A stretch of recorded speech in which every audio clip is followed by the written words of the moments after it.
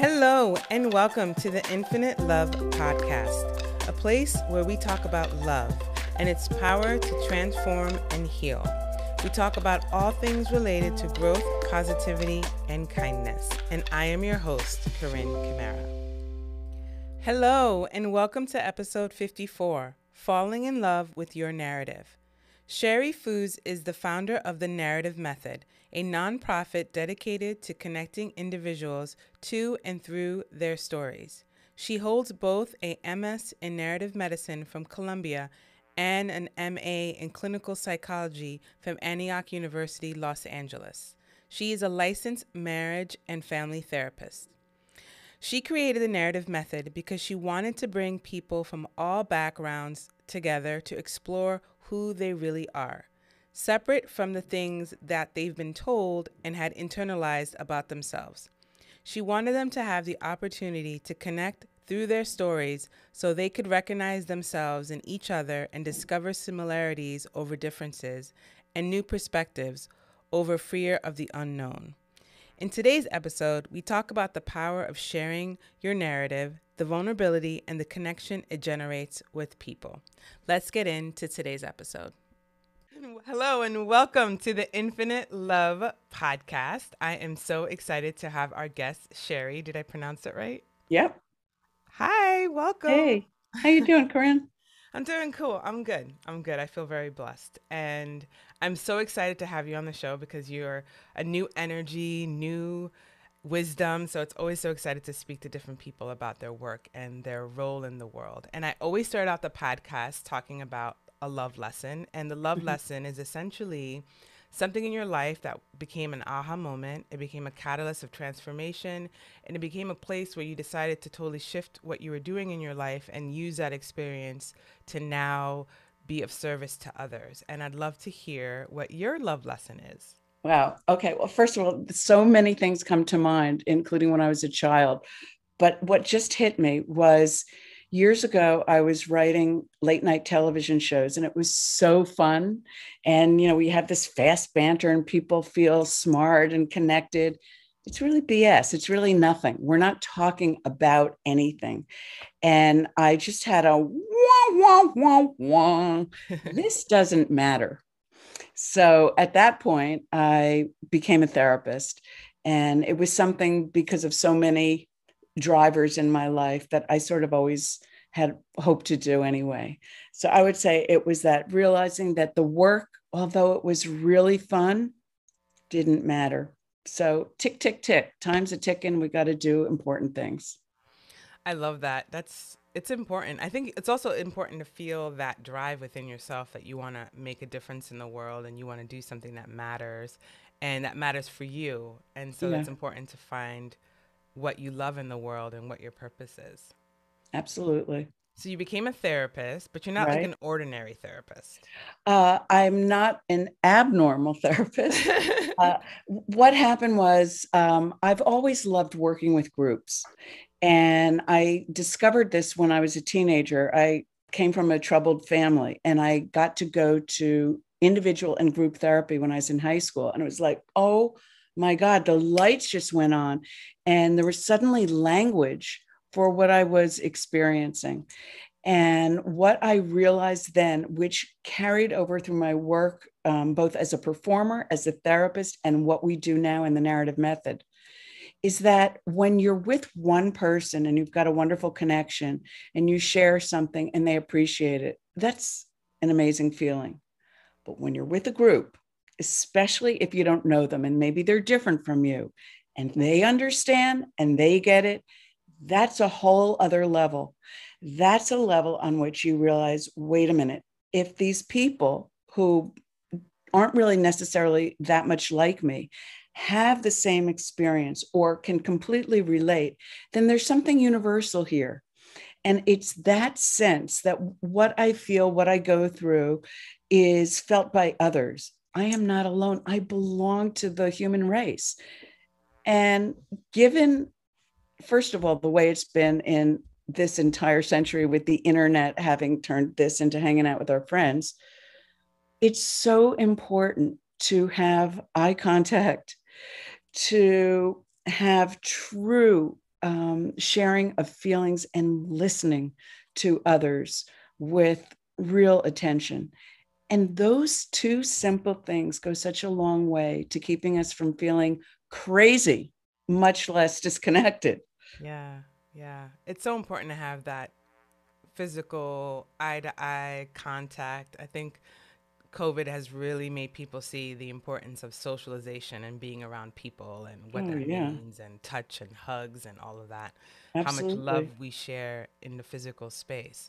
But I wanted to ask you, you mentioned the narrative method, and I've never heard of that. And so I would love to hear what that is and how you work in that space and what does it mean? Okay, great. Thank you. So, the narrative method is part of the human connection movement. And we create programs, products like cards, um, and experiences that bring people together through sharing their stories. So we offer 3 free Zoom ins every single week. They're based on West Coast time, but you can come on from anywhere in the world. They are Thursday nights, which would be tonight at 5 for 75 minutes. And we look at fascinating videos that pertain to the subjects we're trying to explore. And then people are all on the same page, even though it's on Zoom. So we have a real time experience. And from that, we get prompts and go into breakout rooms. And it's just amazing how beautifully people connect. So that's one thing that we do. And then on Tuesday nights, we do a little 30-minute tune up. And Sunday mornings, we do an early morning write at 8:30 for 1 hour. It's just creativity. It's not about any kind of publishing or any kind of expertise. It's about opening your channel of creativity. And all these are free. But we also work with universities, particularly now with the experience of meeting new people, which is never easy anyway. But how do you meet more than a few people that you happen to run into when you're starting college? So we create these unbelievable experiences that are not like eye rolling, team building kind of BS, but they are really connecting in deep, cool ways with people who are going to be in your life now. And we work with businesses and all kinds of things. So when you say you have a theme, like what's the theme for tonight? I love that you're asking that. Tonight is Lantern in the Dark. So Ooh. we have 12 core concepts in the narrative method that are both tools and perspectives. And I will share with you the definition of lantern in the dark. But as I say, there are 11 others. So lantern in the dark is about shining a light on the things that have been unexamined in the past, beliefs, or as you asked me at the beginning, what was that aha moment? What are these moments? And I think we have more than we tend to realize where, oh my God, you just get something, or you find an idea, or all of a sudden, oh my God, that thing I've been looking for. I believe that, and here's another concept, it's called radical gratitude. I believe when we pay attention to beautiful moments, whether it's an aha moment or just a little while ago, I almost tripped down the stairs. It's like, thank you. Thank you. Because what would I have done if that had happened? When you live in a state of radical gratitude, you notice the lanterns in the cave. You notice the wonderful, beautiful things that you see in nature. And you really can't be in a complete depressed state when you live in that grace. And so, whether you get that, secularly or in church or wherever, we have to stay connected to our sense of awe. I am 100% in agreement with that. And I love the symbology of the lantern in the dark, because when we're in that space of darkness and we really feel like there's nothing good in the world, having that speck of light can really illuminate what's happening in your life. And gratitude is such a big part of that, because if you don't have Definitely. gratitude, you really do feel like everything is crap and bad and negative. And, on some level, okay, that's true too. But there are many things that are true at the same time. Yes. So I would never want to talk somebody out of their sadness or pain, or, there's nothing worse than somebody saying, it'll be okay. Well, yeah, but I'm here right now. So the last thing I want to do when I'm feeling depressed is reach out.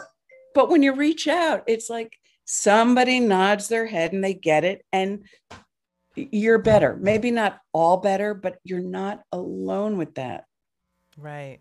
And I think that's the biggest part, is the connection with other people and feeling like we are all one and we are all experiencing this human condition of pain and suffering and happiness and love and all the things that we go through in life, that we're all experiencing the same things in different degrees and at different times in our life.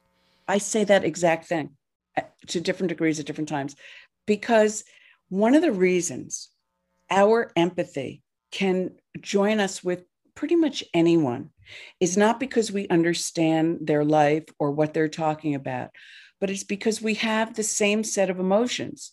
I think of it like a piano. You probably don't play the lowest ones or the highest ones that often, but we have them. We understand. If you understand what it is to love, then you understand what it is to love a lot.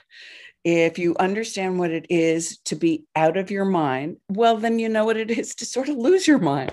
And so when we can put ourselves aside to experience somebody else's life or their story through their eyes, then we can experience true empathy, which is their perspective, not my judgment, not based on my assumptions or how it was for me.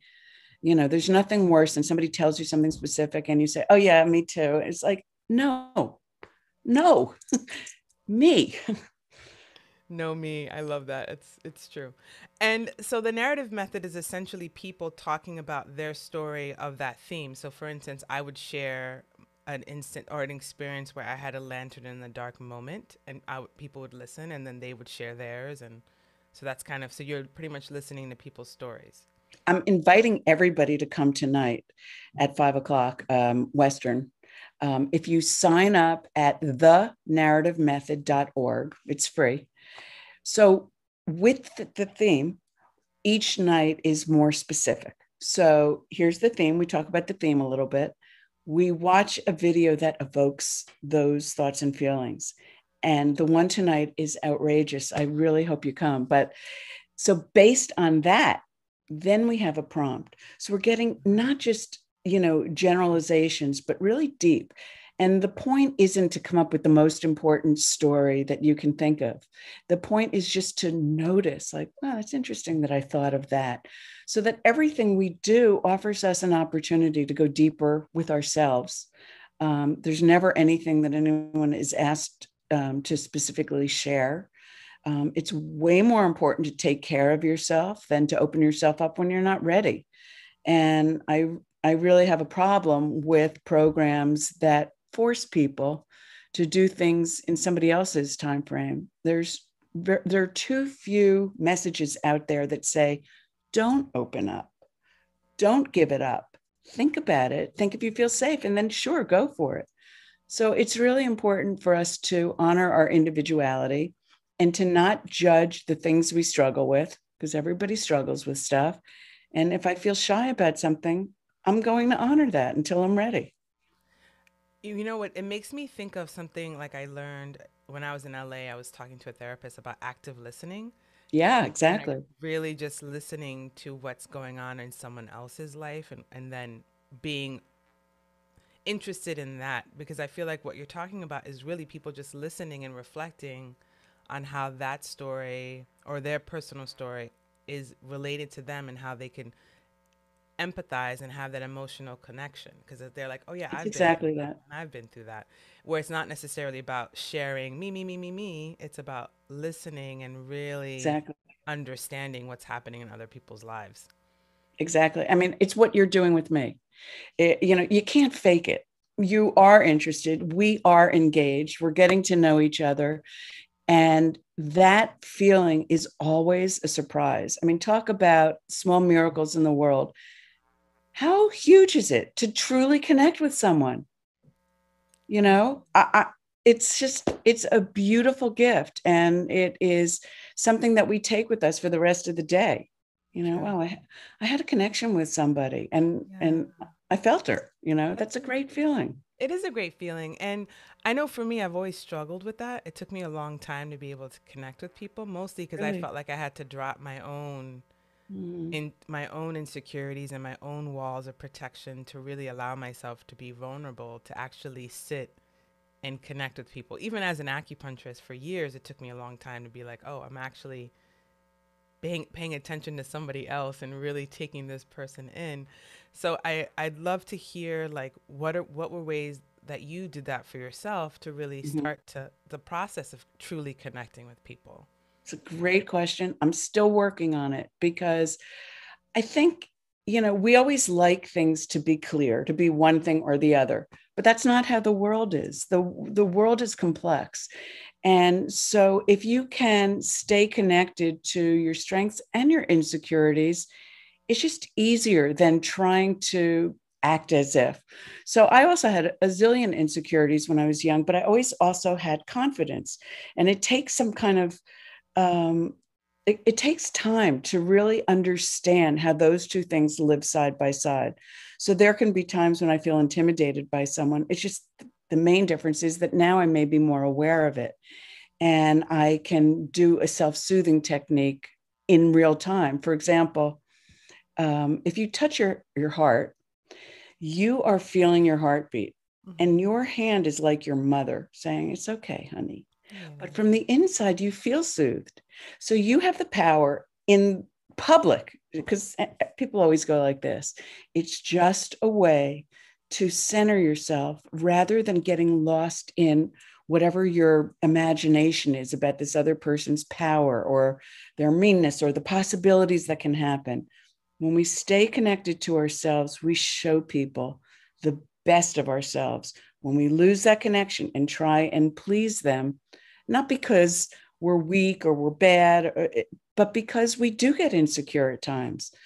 So rather than judging ourselves or aspiring to no longer be insecure, let's just embrace it.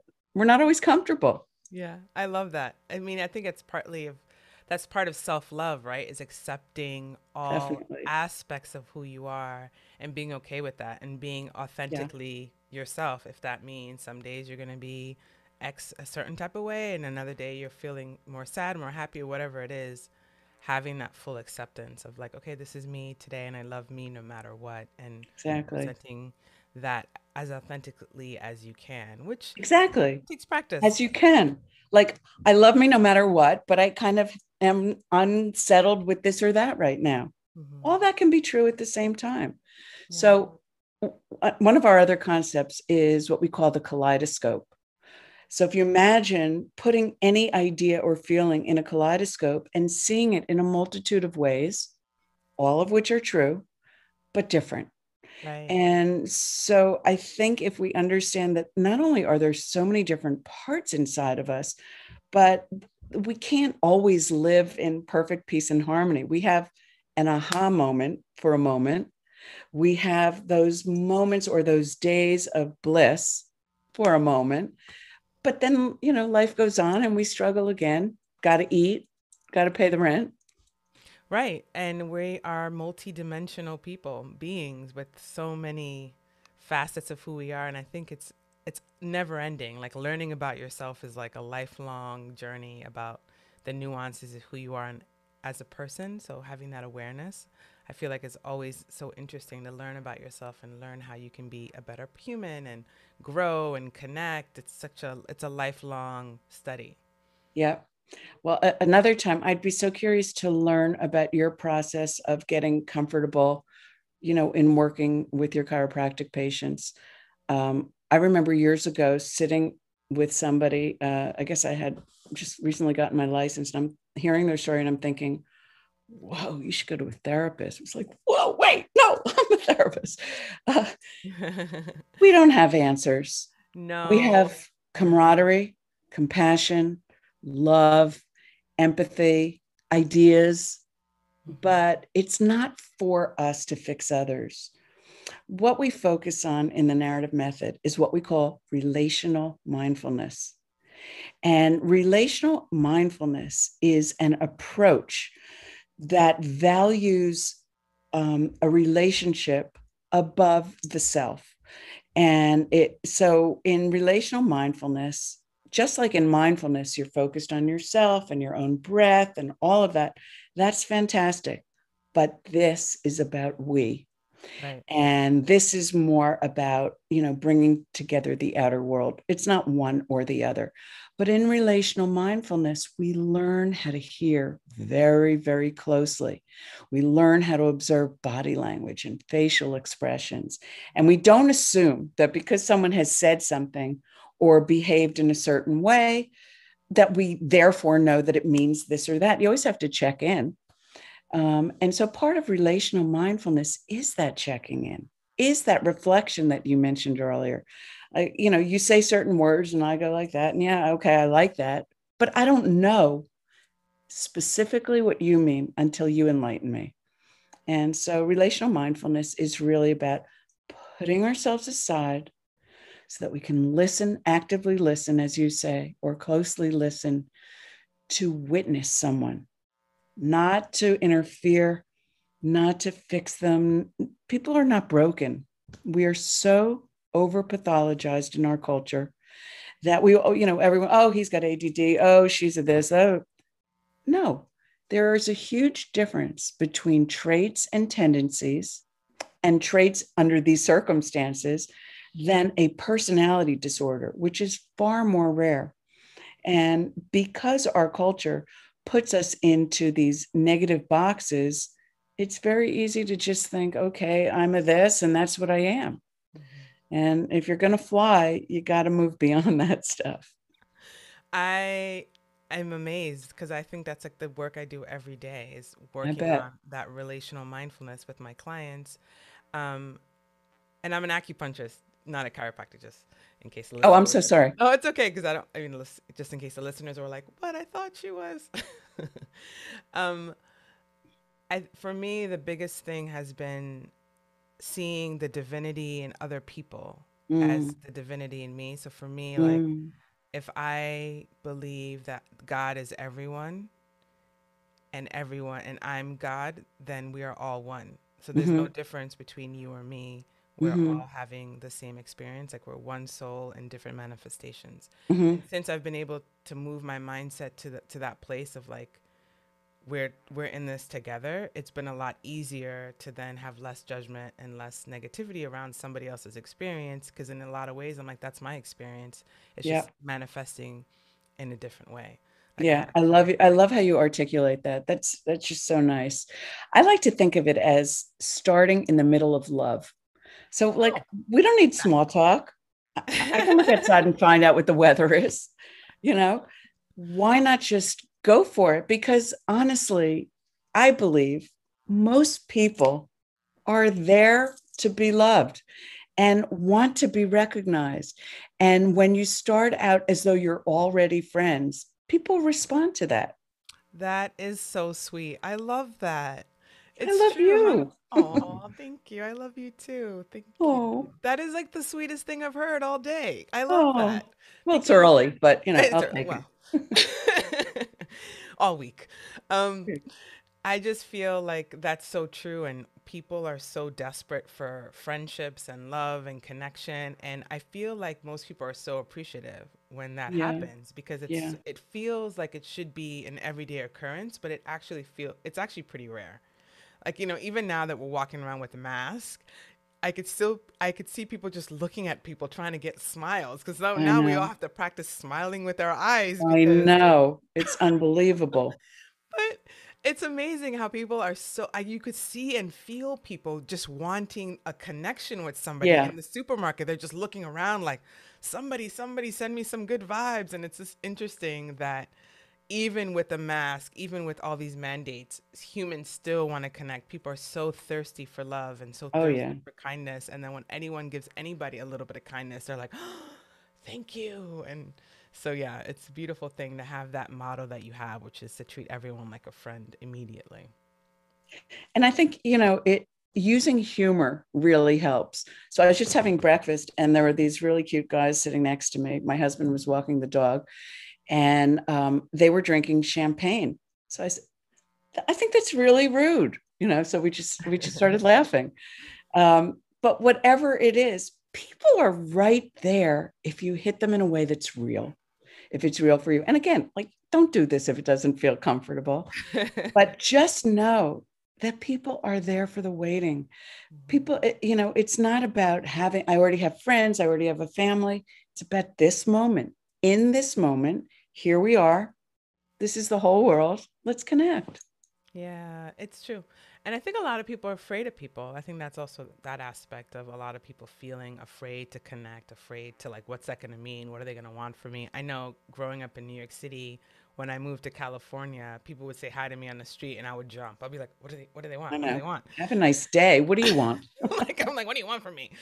It took me so long to be like, all right, not everyone's trying to attack me. Like people are genuinely just saying hi. And it took Yeah. me a long time to get used to the California vibe of just being like, hey and hi. And so it was, but it was interesting to see what, and then when I went back to New York to visit my mom, I would say hi to people and people would just be looking at me like, what's wrong with Hi. you? Yeah. I totally know what you mean. I grew up in New Jersey. So, Yeah, it's a different vibe on the East Coast. I mean, I haven't been all over in the East Coast, but New Jersey and New York are like my hometowns, and so I yeah. recognize that vibe. But Where it's in New Jersey? I've been to the Madison. Is that called Madison? Yeah, Madison, Jersey, and like the beach. Oh, Not okay. not South Shore, but somewhere in there. So I used to have a boyfriend next that lived in Jersey, so we'd go to Jersey a lot. And of Got course, it. like Newark, and my mom would Yeah. go shopping and all of that. And I think I had Yeah. an uncle or something that lived out in Jersey, so we'd go across. Well, I Just think in Newark, it's illegal to smile. is it? Uh, I grew up near Newark and I used to go there shopping and everything. I was, and, when I was a kid, I just thought, well, that's what a city is. You don't Mm-hmm. smile. And Mm-hmm. it's not completely untrue. It's like a bit of a Hustle. fight. And especially, in the 70s in Newark, things were rough. People suffered so much. Yeah. And, you don't always smile in the middle of suffering. No, and in New York, I didn't want to smile and connect because I felt like that would invite conversation that I didn't want to have, especially Right. when I'm a young girl trying to go to school and Right. guys are like, "Why don't you smile?" And I'm like, "Leave Oh, me God. alone. I just want to go to school." In my yearbook photo, my sentence was, I'm smiling now, which is true. And let me just say, if anyone's in high school listening to this, it'll end. It gets better. Oh my God, high school. Adolescence. Oh my God. Adolescence should come with a puppy or something. It's Yeah, really unfair. I have a client that's 17 and she's like going through all this stuff. And I literally kept telling her, you have 8 more months. It's going to be over. Yeah, Just hold on. It's going to be over. And then you're going to be in college and you're going to live your life and you're going to forget about these boys and I girls know. and all this stuff in high school. It's really just a temporary thing. But when your frontal lobe is not fully developed, you really do Exactly. feel that it is Exactly. your whole entire life. I know. It's so crazy how the biology really does tweak your mind. Well, and also those early references are just in there. We don't forget them. We don't forget the early experiences. And even when they're traumatic and we think, I want to get rid of that, part of accepting ourselves and that everything's fine is accepting that you're not going to forget things. And if you did, you wouldn't really have your mind. So that's not so desirable. Hmm. The idea is to take the stuff you've struggled with and turn it into lemonade. Yes, absolutely. And also realize that, life goes on past a Yeah. certain point and you can live your life and have different experiences. And I know for me, socialization from middle school, even up to college, was really challenging. It was Yeah. like, how do I talk to people? How do I Yeah. interact with people? Like, what does that mean? And I think as I went on a journey of personal development and learning about myself and healing my wounds and all of that, including high school and middle school and all that stuff, Mhm. it was a lot easier as an adult to connect with people. Oh, So yeah. I think it's a lot of it. I almost feel like our whole life and human as a human on the planet is to get over childhood and adolescence It comes to a different Absolutely. place. And turn it into the life that you want. I mean, Right. if you think about all those negative projections that we have to get over, and by the way, I think, with your platform, when you share that, it's so powerful for your audience because they see, you're strong, you're beautiful, you're clear, but to also be privy to, but you're vulnerable. This is a real person. Um, so I just really appreciate that. Oh, thank you. Yeah, middle school was still, till this day, one of the roughest 3 years of my life. Yeah. Like, I thank God every day that I'm not 13. Yeah. I'm just like, so even when I'm having a bad day, I'm like, ooh, but I'm not 13. Yeah, Like, that's I'm not great. 13. It's a Like, good title for a book. yeah, like that was like, I mean, it even brings tears to my eyes how bad it was. Oh, And so for me, I I'm just hate like, those ooh. kids for doing that. Oh, Yeah, those kids were mean, but I also feel like they also gave me so much strength because I was like, this isn't gonna last. I know this mhm, isn't gonna last. Like it's mhm. only a few years. I'm gonna get past this. So it definitely felt like, okay, this is temporary. This is Wow. temporary. And I always tell that to people. It's temporary. No matter what Mhm, you're going through, mhm.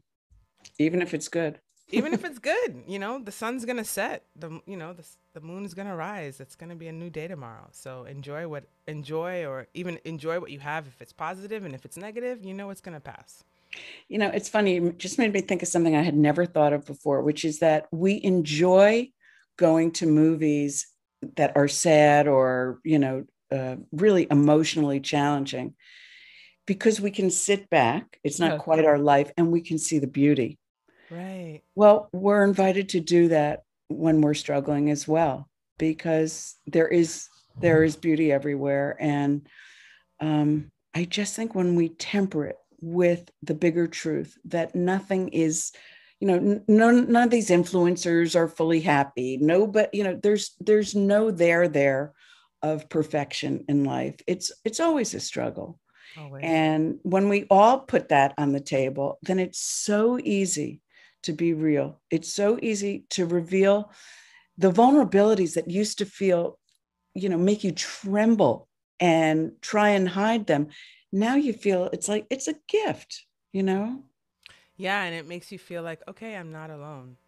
Exactly. When I see these beautiful influencers share something vulnerable, I'm like, oh, okay. Whew. Hmm. Like Hmm. it's not just me. I'm not the only one Free struggling with that. Britney. Right? That was so interesting. All these years I had no idea that poor girl. I was like, wow. And I was never a huge Britney fan, but No, me either. that really made me like, oh, Britney. I know. Well, here's what's also so interesting. So, if anything, I probably had, a judgment Yeah, that she was, not that major an artist or however you want to put it. me too, yeah. But then you see anyone in a state of raw humanity and you feel them. And that's really what it is, because you realize, just in the same way you're saying everyone is God, no matter how shallow someone may seem, that's not all of them. Mhm. And in so many cases, what we present, what we're taught to present as a way to survive is, it feels like this is what we should do, but it denies who we are. So people can't really feel us. Right. So then there she was, this person who, wasn't an artist I followed, in a real life situation. And it just changed. Absolutely, 100%. I had the same judgment. I've always kind of was like, oh God, whatever, you're X, Y, Yeah, and Z. But when that happened, I was like, oh my God, I cannot believe this woman is going through all of this. And we had no idea because we only get a certain image of who this person is. exactly. And that totally was like, we hold celebrities on these pedestals of having these perfect lives. Right. And then when you learn about their story, you're kind of like, wow, like Right. of course you have this story because you're human like everyone else. And why did I think you're so different when you're exactly the same as everyone else, including myself? And that really humbled my own judgment about her Yeah. in particular. Well, Yeah. I think when somebody in particular looks like what I call the cult of culture, the constant noise and onslaught and pressure to Right. be something that no one is. I think when somebody seems to fit that mold. It's a lot easier to distance yourself from them because A, it's unattainable, Right. and that's painful. And B, you do sense the shallowness of a facade. So, if she was, nobody's really coming to mind, but there are other people who I might not have been interested in as an artist, but I wouldn't have had that negative reaction because they don't look like you're supposed to look. Right. So, I mean, again, all of this stuff, we all are allowed to do whatever we want in here 24/7 for the rest of our lives. And inside your head is the most infinite journey of fascination. I find every single thing interesting. Everything's interesting. It is. So no matter what kind of bad stuff is happening to you or at you, you always have, remember, you can soothe yourself and you can take your mind anywhere you want to go and hopefully start to change the details of your daily life. Yeah. into your potential. Absolutely. And the observation that you talked about earlier is key too, like being able to observe your mind and see like what is happening in your mind as if you're watching a movie is also very helpful to start to see. Are these thoughts really mine? Is this a program, or is this how I really feel? And really start Whose voice is that tells me I'm no good? Right. Children don't come into the world thinking they're no good. Too fat, too ugly. Blah, blah, blah, blah, blah. Children don't have that. Yeah, but it doesn't take long to learn it. Yeah. Just watch TV for one day. Oh, man. So let's get into the infinite love questions. Yep. How do you use love in your work?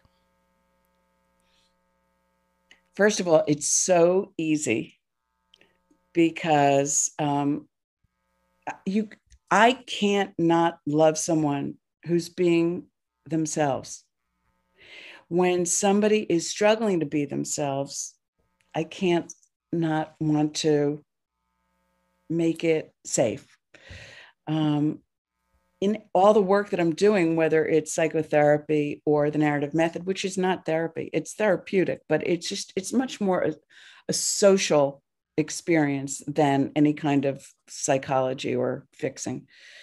But when I'm doing that, the fact that people have come and are present for each other is just everything. And from that stage of openness and acceptance, you can only go higher. It's so easy. So, I mean, I think if there were a technique, it would be what we refer to as putting ourselves aside so we can really listen to someone and dig their experience from their perspective. I love that.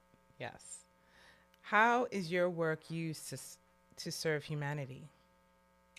Well, I think it's just an invitation to accept yourself and other people, and to know that there is always a bigger perspective. So whenever you know something, absolutely, ask yourself again if there's another way to look at it. It doesn't mean that you shouldn't make a decision and move on it. But I think there's an omnipresence of 8 billion perspectives, and they're all real. And so to allow a little of that light to creep in could cause some confusion, but it also makes sure that you're looking around everywhere. Yeah, because opinions are like belly buttons. Everyone has one. And different perspectives. Yeah. So it's always true to always be open. And your belly button has a camera in it, if you didn't know that. Actually, that'd be a good idea for a robot. Wouldn't it? Yeah, let's do that. What does it mean to you to be a positive force of goodness in the world? Well, particularly because of the way I grew up and was told that I was bad and no good and I'd never be nothing, quote unquote. It means so much. And it's because that is a foundational trauma for me. There's a part of me that always questions it. That a part of me that thinks I'm bad. And that part of me can point to exhibit A, B, and C to prove to me that I'm bad. But I also know that I have worked really hard to counterbalance that and bring love to the world and joy and laughter. And so it's again, I think we just keep coming back to this kind of holistic view of accepting kind of the loose parts and the disparate parts that are kind of sitting by themselves and trying to welcome them in the way you would if you had a party and someone was sitting on their own. Mm-hmm. We all have that part. Yeah. And when you're in that place, it's hard to get yourself out. So it's a beautiful thing to pull someone out. And I try and do that when people are struggling. Yeah, because we were all that person in the room that felt alone and wanted Yeah. somebody to pull us out. Yeah. And when they did, and if somebody did, it was always so appreciated to be like, Especially if they don't do it in a way that's obvious, right. like you're depressed. I mean, oh God, no. But it's like disarming the situation. And that's why I like to use humor, Yeah. because it just makes you laugh. And now you're in another place. You can't be upset and laughing at the same time. No, laughter opens up the heart. It's definitely this joyous thing that kind of pulls you out from wherever you are. I mean, laughter is everything. I agree. Yeah. What do you love most about your life? Mm. I love my family. I love my husband, my kid, my dog, and my friends so much. And,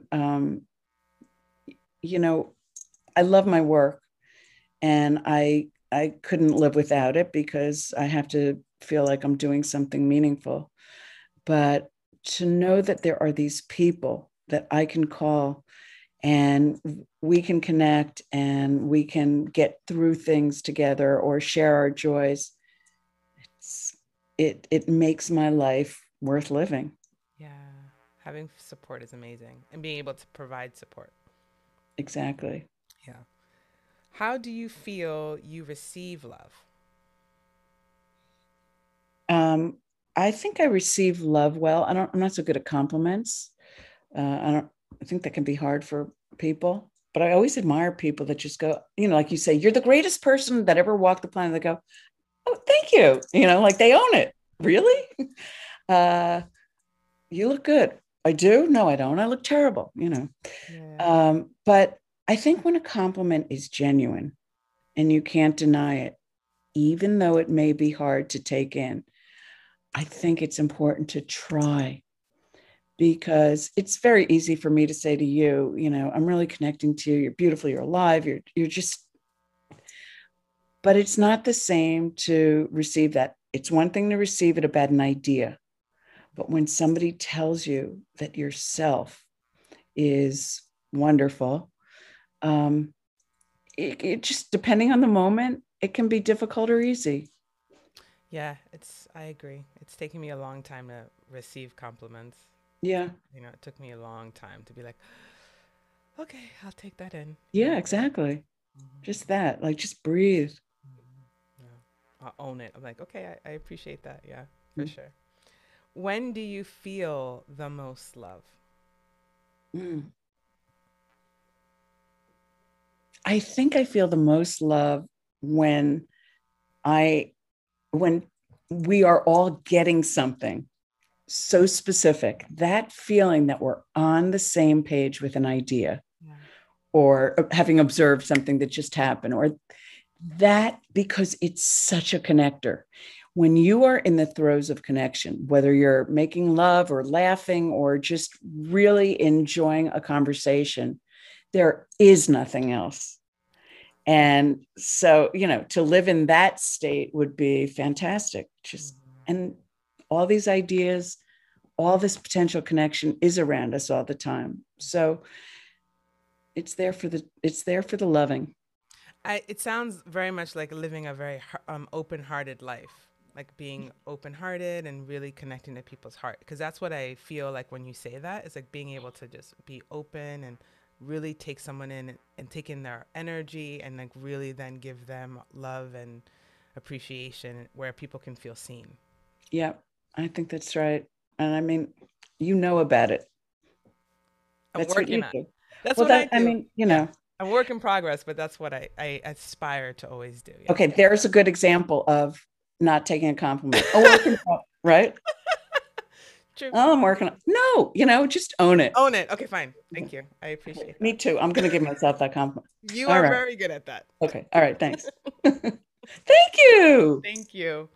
Yeah, I think it's, I'm always trying to find the balance between humility and confidence Mm-hmm. and Mm-hmm. not feeling like I'm arrogant. Mm-hmm. Because I always feel like I can easily go into that arrogant place. Like, yeah, I know, Mm-hmm. I know. And I've been working to be humble and strong and being like, yes, but I want more. Yes. Well, let me just say one thing about the arrogance, because I have that as well. But to me, it's a survival response. Yes. Nobody has to be arrogant unless somebody is challenging their right to exist. So if you've lived through that, then luckily you developed some arrogance as a survival tool. But as you start to get what you really need, you can let go of that, because you begin to trust, I'm good enough. Right. I don't have to sell that to other people. Exactly. I just wish we could hang on to that realization and that appreciation when people are acting out, like, you cut someone off in traffic by mistake and you're so sorry, and you got to kill me for that. Like, I swear I didn't wake up to wreck your life, but we get evoked because we all have these traumas in the past. But the first one to say it's okay wins. The first one to tell the person who hurt you, I'm sorry. I'm sorry. Wow. Takes you to another level. It totally does. And my last question is, where has love created a miracle in your life?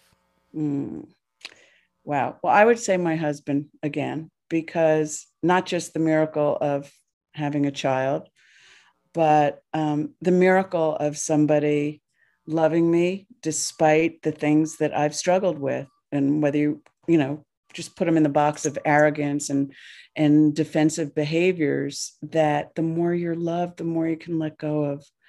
And just realizing, oh my God, somebody absorbed that crap. Thank you. But yeah, I think loving a person who is a wonderful person, and all that means is somebody who's just really working on being better.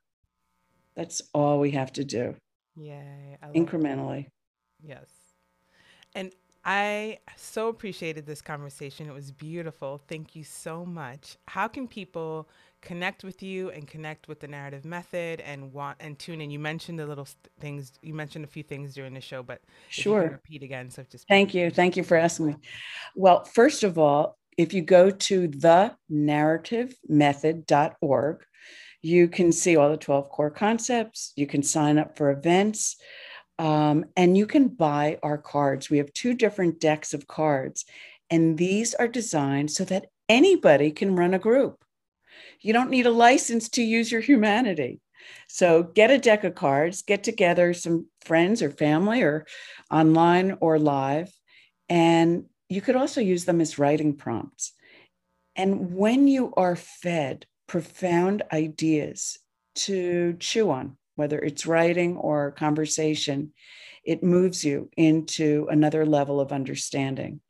And so with these cards, everyone can do that whenever they like. And it's wonderful. It's really helpful. So I would love to see you and anyone else tonight at 5:00 West Coast time. And you can sign up on our website, thenarrativemethod.org. Carine, I have enjoyed you so much. I so identify with you, and you're just, I love what you're doing with this podcast. So thank you. Thank you. And thank you so much for being on it. I very much appreciate your presence and your story. It was a beautiful conversation. Thank you. I hope to see you again. You too. Bye. Lots of love. Bye-bye. Thank you so much for listening. Please subscribe and tune in on Tuesdays for new episodes. You can connect with me on Instagram at Carine J. Camara. Sending you infinite love.